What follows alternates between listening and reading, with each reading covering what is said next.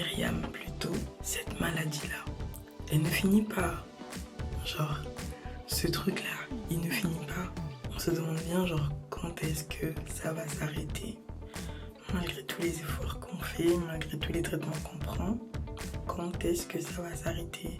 Là, j'ai été obligée de me couper, de faire une petite pause, de m'isoler. Parce que je suis entre de bons bras, bien rassurants, etc., etc.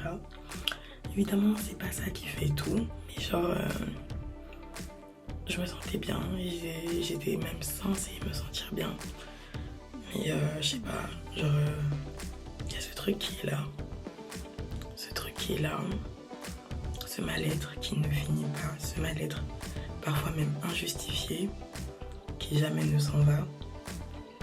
Qui me bouffe de l'intérieur et qui m'épuise, genre qui me prend toute mon énergie, qui m'épuise à force.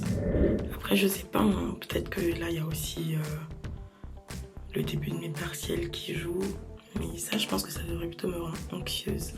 Enfin, ça joue plutôt sur le côté anxiété et non pas sur le mal-être. Parce que là, pour le coup, je sais pas, je saurais pas comment le décrire, mais je me sens super mal, genre j'ai comme un pincement au cœur. Tu sais, cette sensation où tu regardes ta vie et tu te dis mais je suis pas heureuse, genre. Pourtant j'ai de quoi être heureuse mais je suis pas heureuse, je me sens pas bien.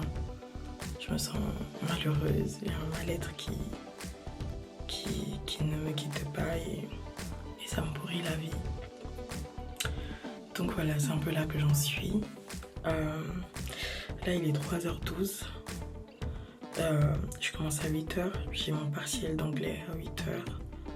Et déjà j'ai une putain d'insomnie là. Je sais même pas à quelle heure je vais réussir à dormir, je pense que je serai obligée de prendre un médoc. Je sais pas. I don't know.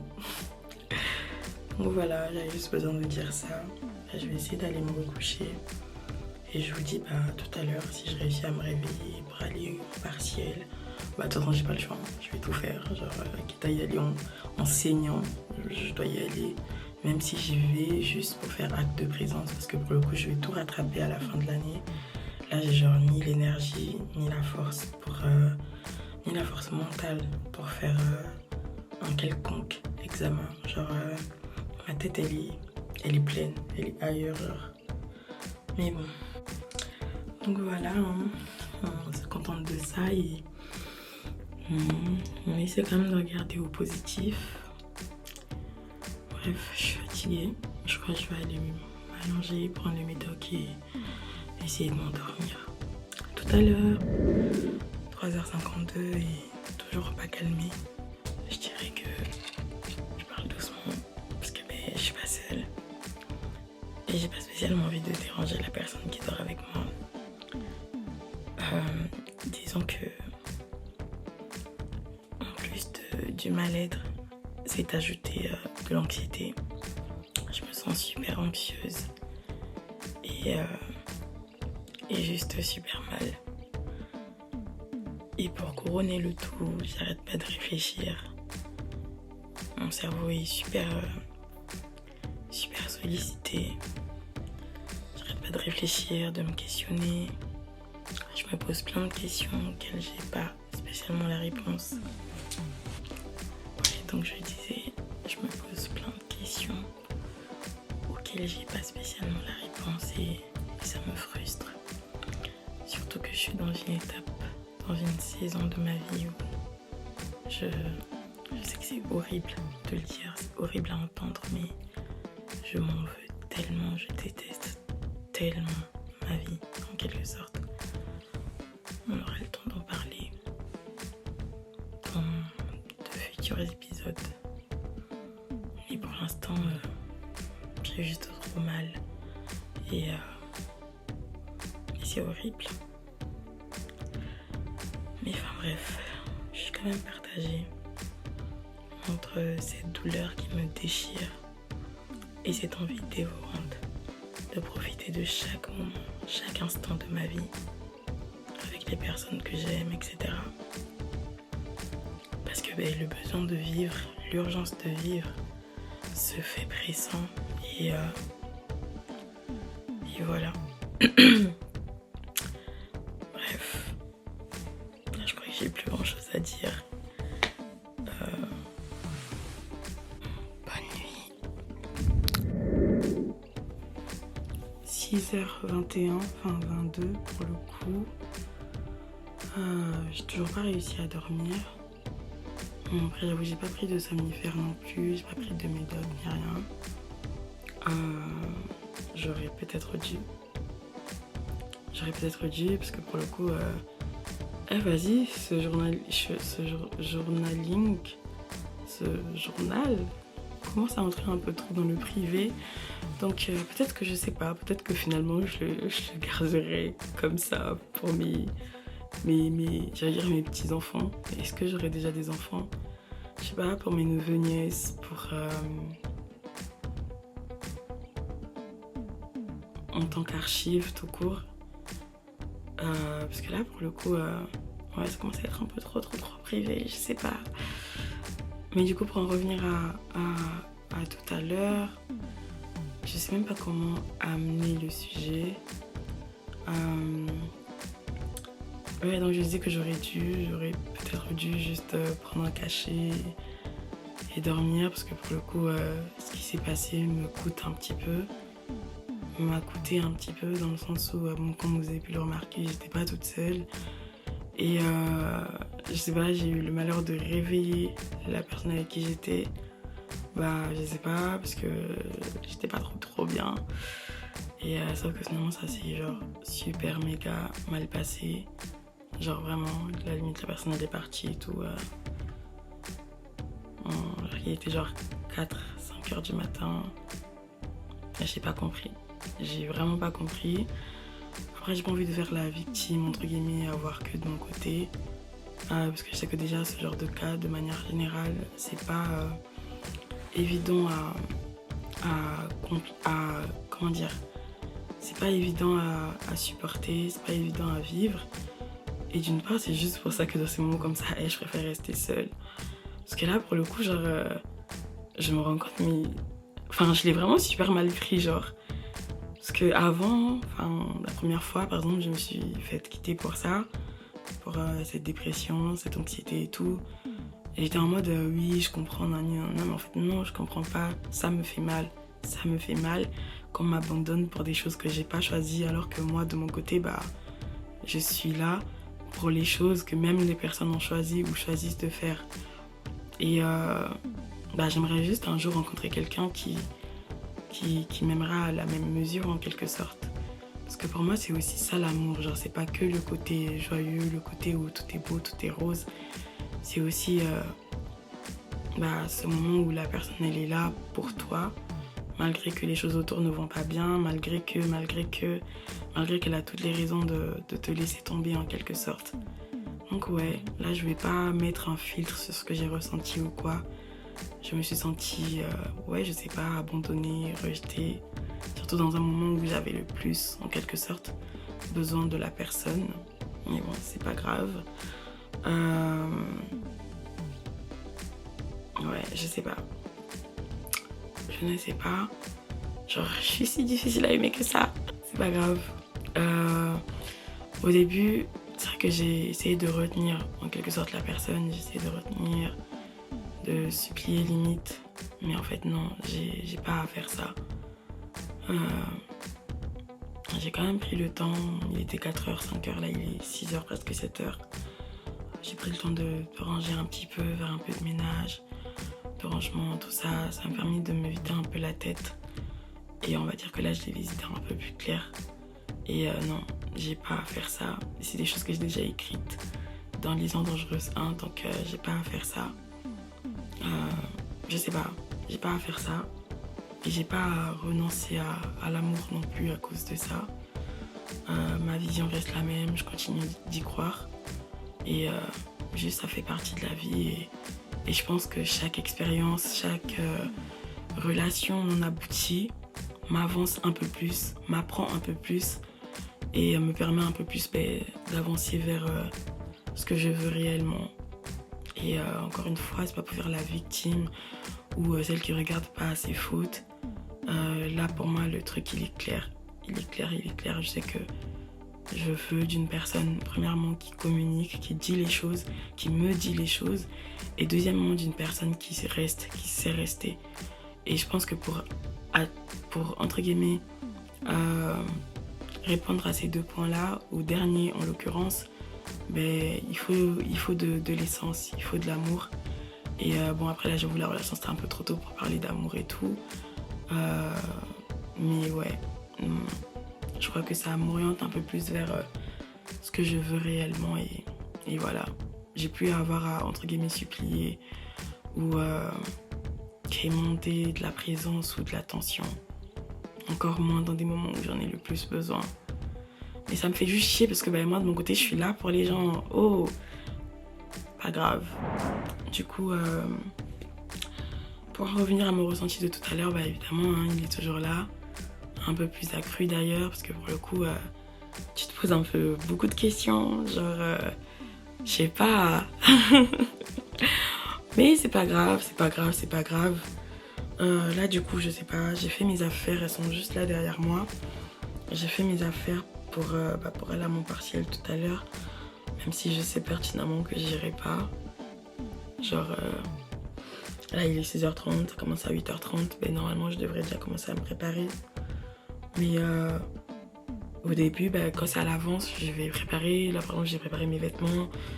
J'ai tout bien préparé. Et au moment de passer à l'action, je sais pas. Il y aura comme une forte angoisse, une forte anxiété qui va me paralyser et qui le fait déjà. Plus encore ce qui vient de se passer, enfin plus en supplément ce qui vient de se passer. Genre, je sais pas. Donc voilà. Mais je sais pas. En fait, tout autour de moi, je coupe parce qu'il n'y aura pas assez d'espace. Comme je disais, tout autour de moi me conditionne à perdre espoir, à perdre confiance, à limite abandonner. Et j'essaie de m'accrocher, mais j'ai l'impression que je m'accroche à des... Comment dire ? À des choses pas solides, à des choses pas viables. Et du coup, à chaque fois, ça se brise.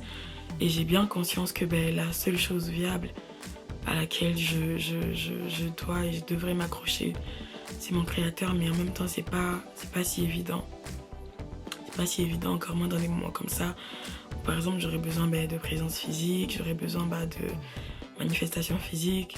Lui, il est spirituel, c'est pas pour le minimiser ou quoi, mais je sais pas, genre, je sais pas.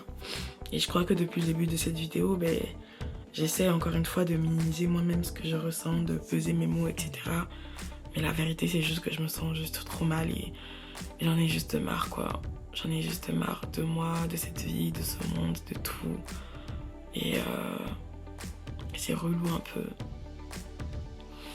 Cette sensation de ne pas avoir sa place, de ne jamais vraiment trouver sa place, de ne jamais vraiment se sentir aimé, enfin, un peu comme si, pas que personne ne tenait à toi, mais genre là, j'ai montré quoi, même pas 10% de... Bref, 21h06, et quelle vie, genre... Du coup, le dernier rush, lors de la précédente vidéo, je crois qu'il était 7h. Il était 7h par là. Donc j'ai finalement réussi à m'endormir. J'ai finalement pris des cachets pour pouvoir m'endormir et me shooter et tout. Et sans surprise, j'ai dormi quasiment toute la journée. Je me suis réveillée aux alentours de 18h. Ça m'a fait une belle petite coupure, une belle petite pause. Et après, évidemment, à mon réveil, la même sensation m'accueille, la réalité qui me rattrape. Et du coup, voilà. Donc, j'ai pas fait grand chose. Ni manger, ni doucher, rien du tout. À la limite, je mange des petits trucs juste histoire de de pas crever de faim. Et au moins, Dieu merci, j'ai de quoi me nourrir. Du coup, j'ai fait un tour à la gare pour récupérer un petit document de ma petite sœur. Et du coup là je suis rentrée. J'espérais faire quelques courses en rentrant, comme ça allait m'alléger un peu pour les jours à venir. Mais bon, tout était fermé parce que il est 21h et tout. Et mais qu'est-ce que j'étais épuisée en sortant. Pourtant j'ai rien fait.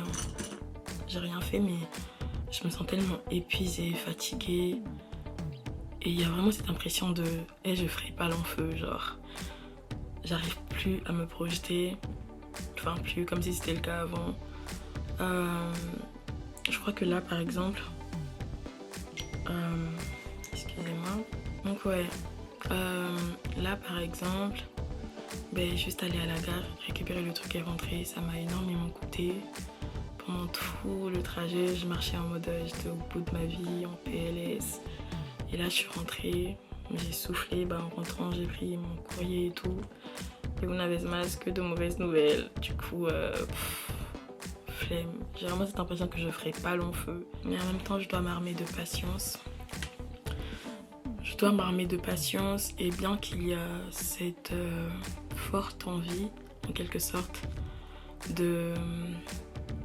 Bon, pas forcément de renoncer, mais de... Juste... comment le dire je sais pas, juste ne plus exister. Mais en même temps, il y a cette petite partie de moi qui essaie de s'accrocher.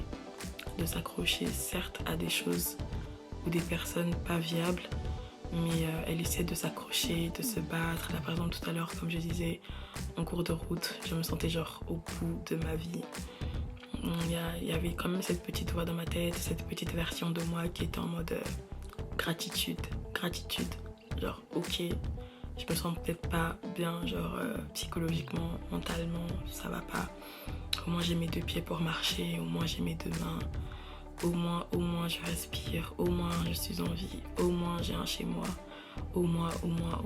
Donc je pense que c'est ce que j'essaierai de faire plus souvent. Même si derrière ça n'exclut pas, enfin ça n'arrange pas, enfin ça n'efface pas le fait que I'm not good quoi, je suis pas bien. Et genre là encore ça va, ça s'est un peu dissipé, mais je me sentais juste vide, ni triste, ni joyeuse, mais juste vide en fait, juste vide. Cette sensation de rien n'a de sens, cette sensation de où est ma place, genre cette sensation, pas forcément de ne compter pour personne, mais je sais pas, je saurais pas trop comment la décrire. Et c'est vraiment horrible, genre de vivre avec tout ça. Et je déteste la dépression, je déteste l'anxiété, je déteste ces troubles de l'humeur, je déteste tous les troubles psychologiques parce que ça gâche la vie. Et c'est un poison qui tue à petit feu, c'est un handicap invisible parce que clairement ça l'est vraiment. Ça te paralyse. Bref. Là du coup, vu que physiquement j'ai un peu de force, je pense que je vais poursuivre le montage pour mon autre chaîne. Et puis voilà, essayer de manger un petit truc. Purée, mais quelle vie. J'ai vraiment hâte que tout ça soit derrière moi. Sauf que ça fait des années, je dis ça. Ça dure depuis mes 13 ans et j'en ai marre. Limite, on en vient à un stade où genre, pas qu'on a plus d'espoir, mais genre c'est juste relou. Et mais bon, c'est pas grave. Au moins, on est là. Au moins. Bref, bye.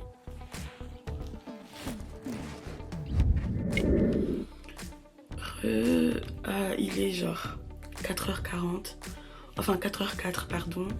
Je me sens légèrement mieux, vraiment légèrement.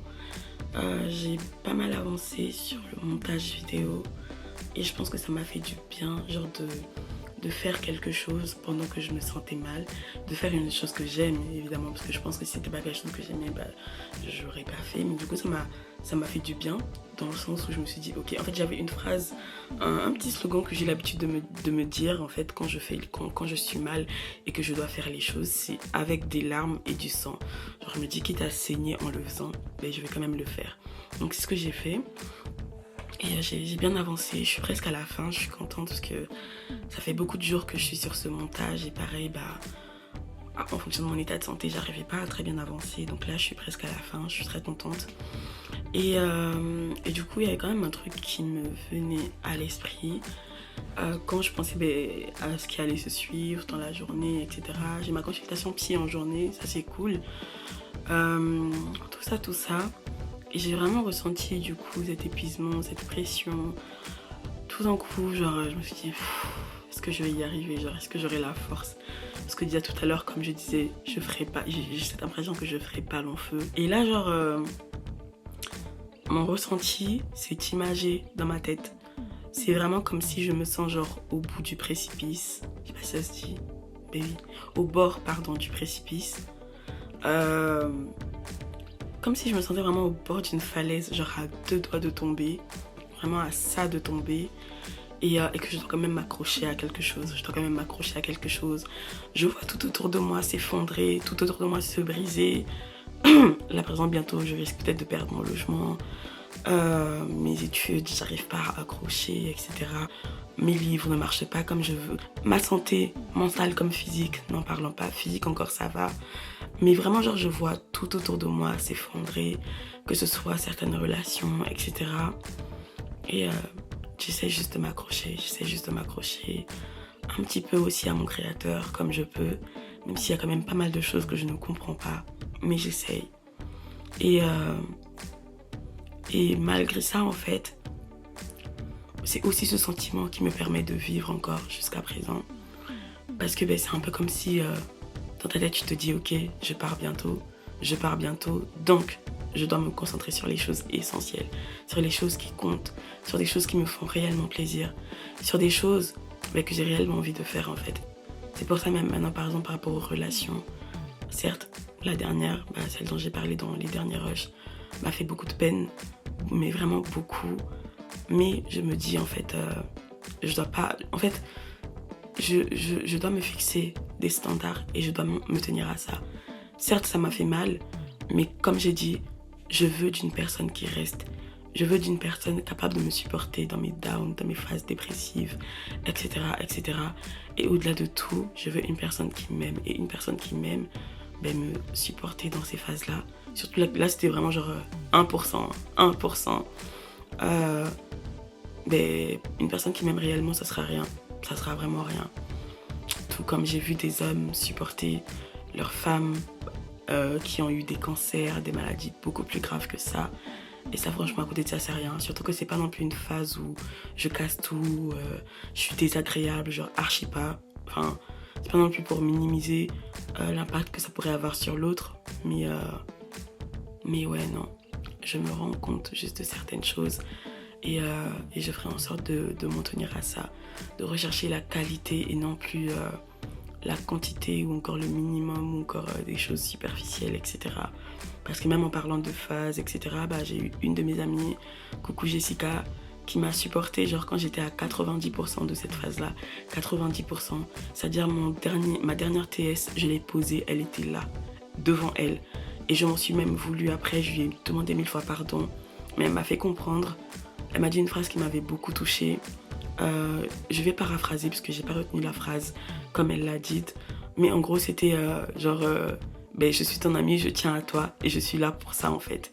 Donc si déjà mon ami me supporte à 90% de cette phase-là, combien de fois une personne avec qui je suis censée me poser, fonder une famille, vivre ma vie avec. Donc ouais, ça m'a permis aussi du coup de relativiser et de me dire c'est pas grave. C'est pas grave, des hommes, il y en a des milliers sur terre. Tu finiras bien par trouver la chaussure à ton pied. Et ouais, c'est notre problème. Donc là, je vais poursuivre. Je vais prendre un petit goûter quand même. Il est 4h, on s'en fout. Je prends un petit goûter et après, je continue avec le montage. Et ce qui est bien, c'est que si je finis ce montage-là, ben, je pourrais commencer le montage pour cette chaîne du coup, pour ces vlogs ou encore ce journal. Enfin, je sais pas comment l'appeler. Et je pense que l'intitulé des vidéos sera le titre de mon futur journal. Papier, enfin journal intime, enfin pas intime parce que du coup je le rendrai public, mais dans mon journal autobiographique on dira, et le titre ça sera Expérience, un monde à soi. Donc je pense que les vidéos je les nommerai pareil, histoire déjà de vous familiariser avec l'univers, comme ça dans 5 ans, dans 4 ans quand j'allais publier, vous serez déjà familiarisé à l'univers. Donc voilà, et je vous dis à tout à l'heure.